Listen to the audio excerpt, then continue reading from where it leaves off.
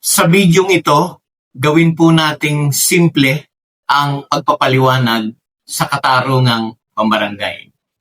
Kwento, si Maria nagpautang kay Pedro ng 100,000. Nagkasundo ang dalawa na babayaran ni Pedro ang utang sa loob ng 6 na buwan. Ngunit dumating po ang 6 na buwan at si Pedro hindi nakabayad. Dumating ang araw ng paniningil. Sabi ni Maria, Pedro, napagkasundoan natin na babayaran mo na ang utang mo ngayon dahil lampas na yung 6 na buwan. Sumagot si Pedro, sabi, pasensya ka na Maria. Wala akong kakayahan ngayon na magbayad. Dahil madalas maningil si Maria at si Pedro paulit-ulit na pinagtataguan si Maria. Lumapit si Maria sa barangay at nag-file ng reklamo. Ito na yung paghaharap sa barangay. Pinadalhan ni punong barangay si Pedro ng samon at si Maria ng notice of hearing para sa isang mediation. Dumating ang araw ng kanilang paghaharap. Ipinaliwanag ni punong barangay ang layunin ng katarungang pambarangay. Sabi ni punong barangay, ang layunin natin ay pagkakasundo at hindi agad pagdedemanda. Matapos ang opening statement ni punong barangay, sa harap ng lupon, nakapag-usap si Maria at si Pedro.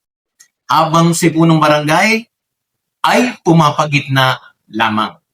Sabi ni Maria, Pedro, kailangan mo nang ibalik sa akin yung pera dahil may paggagamitan din ako. Sabi ni Pedro, Maria, hindi ko kayang biglain ang pagbabayad ng 100,000. Baka pwedeng magbayad ako ng 10,000 kada buwan hanggang sa maabot ko yung 100,000 na mabayaran lahat. Pumayag si Maria. Kaya ngayon, nagkaroon po sila ng kasunduan. Gumawa ng written settlement si barangay secretary na pirmado ng parehong panig, meaning ni Maria at ni Pedro.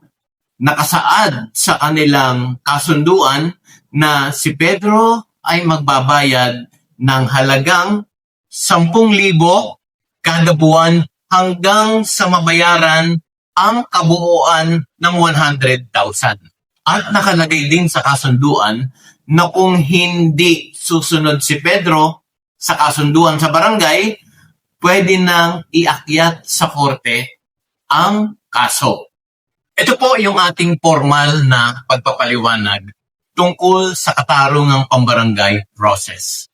Ang katarungang pambarangay ay isang pre-litigation process bago makarating sa korte.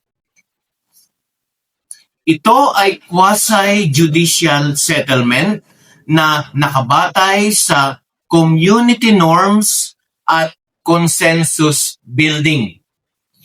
Pinahahalagahan po dito sa proseso ng pag-aayos sa katarungang pambarangay ang personal appearance ng mga partido. Bawal po ang representative. At dito sa proseso ng pagkakasunduan sa barangay, bawal ang partisipasyon ng abogado. Ang layunin ng katarungang pambarangay process ay restorative outcomes at community enforcement.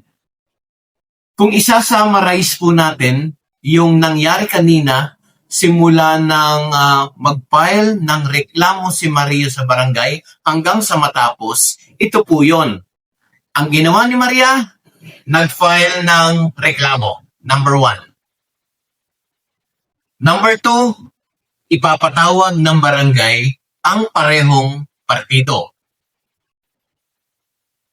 Number 3, magkakaroon po ng pag-uusap sa mediation. Number 4, kung sila'y magkasundo, sila po ay gagawa ng settlement agreement na isusulat sa KP Form number 16. And number 5, yung pagpapatupad. Kung hindi makakatupad si Pedro sa kanyang pakikipagkasundo na magbabayad siya ng 10,000 kada buwan, maaari po na ipatupad ni Kapitan ang kasunduan sa loob ng 6 na buwan mula ng araw na sila ay nagkasundo. Beyond 6 months, korte po ang magpapatupad. Kaya mga kabarangay, dito po sa kwento nating ito, nakita natin na ang katarungang pambarangay ay mabisang paraan upang maayos ang hindi pagkakaunawaan sa barangay. Ang katarungang pambarangay ay nagbibigay ng pagkakataon sa mga partido na mag-usap, magkasundo, at gumawa ng kasulatan bago pa man umabot sa korte. Tandaan po natin na kung may hindi pagkakaunawaan, katarungang pambarangay ang unang hakbang tungo sa mapayapang solusyon. Kaya po mga kabarangay, para sa mga karagdagan pang kaalaman tungkol sa ating barangay justice system, patuloy ko po kayong i-encourage na sumubaybay dito sa Katarungang Pambarangay Channel. Magandang araw po sa inyo at ako muli si Jeffrey.